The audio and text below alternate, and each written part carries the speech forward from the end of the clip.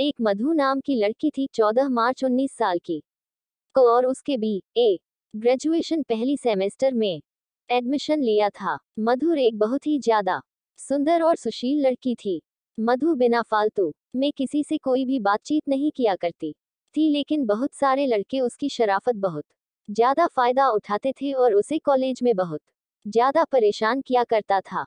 एक दिन की बात है, मधु कॉलेज के गेट से कॉलेज अंदर जा ही रहे थे कि रास्ते में उसकी सीनियर लोग मिल जाते हैं। जिसके सीनियर लोग मिलते हैं, नोटों को तुरंत ही अपने पास बुला लेती है, क्योंकि मूवी देखने में काफी ज्यादा चंचल और सुशील लगती थी देखने में।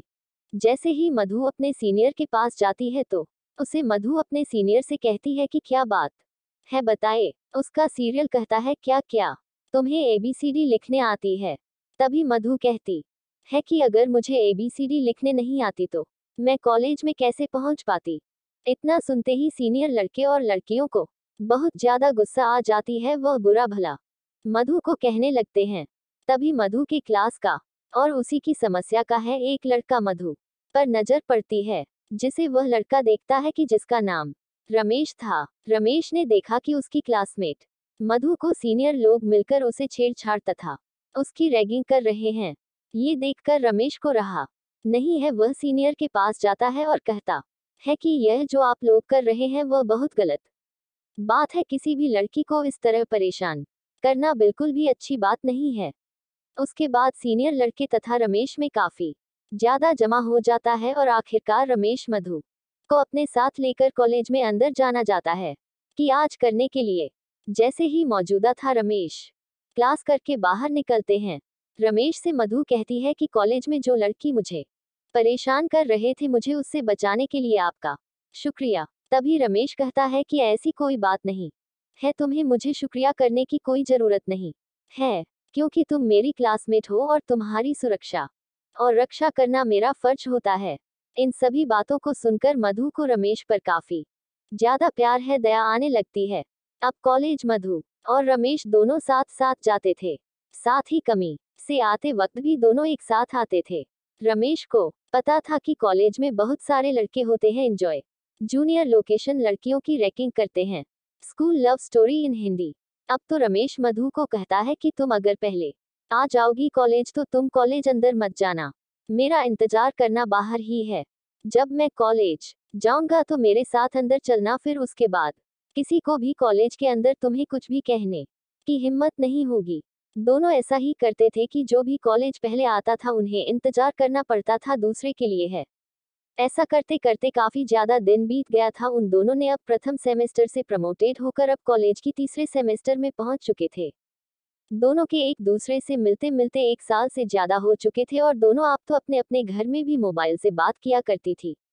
दोनों की काफी ज्यादा मित्रता और बेहद ही ज्यादा गहरी मित्रता कॉलेज की है समय ही हो गई थी। अब हम दोनों मिलकर मुझको ले जाते थे क्लास करने के लिए, और कॉलेज दोनों प्रतिदिन आने के कारण दोनों क्लास में अच्छी रेपुटेशन पर पहुंच गए थे। दोनों को एक साथ आते जाते देख क्लास की बहुत सारे लड़के लड़कियां दोनों के बारे में बहुत ज्यादा गलत शरत बातें किया करती थी, लेकिन इन बातों से मधु को किसी भी प्रकार का कोई फर्क नहीं पड़ता था, क्योंकि मधु कहते थे कि हम दोनों सिर्फ एक अच्छी दोस्त है, वह जिसको जो सोचना है सोचने दीजिए।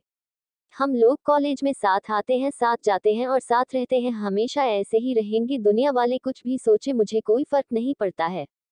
जैसे ही 3 साल पुरानी वाली थी, आप सभी लोग अंतिम सेमेस्टर की पढ़ाई कर रहे थे।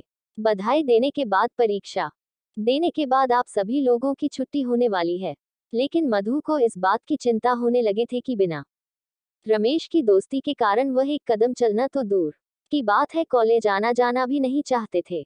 आशीष मिश्रा का आखिरी एग्जाम हो रहा था, तभी मधु रमेश से कहती है कि मुझे तुम्हारी बिना रहने की आदत नहीं है। हम कहाँ से, कॉलेज तो बंद हो ही जाएगा, अब तो कोई क्लास करने भी कॉलेज नहीं आएगा। मुझे आपकी आदत लग गई है, मैं तुम्हारे बिना नहीं रह सकती हूँ। उसके पास रमेश करता है कि मेरा भी हाल बिल्कुल ऐसा ही है, क्योंकि हम लोग पिछले 3 सालों से एक साथ रहते हैं, एक साथ आते हैं, एक साथ जाते हैं और क्लास में एक साथ पढ़ाई करते हैं। साथ ही साथ हम लोग कॉलेज के बाहर सता घर में भी एक दूसरे से फोन पर बात करते हैं। ऐसे में कॉलेज खत्म होने के बाद आप दोनों को एक दूसरे से मिलने की तरह ने आने जाने का ख्वाब तो टूट ही गया। था। इस बात की चिंता से दोनों बहुत ज्यादा परेशान थे। वह सोच रहे थे कि हमें किस प्रकार से एक दूसरे के साथ फिर रहने और घूमने के लिए आएंगे।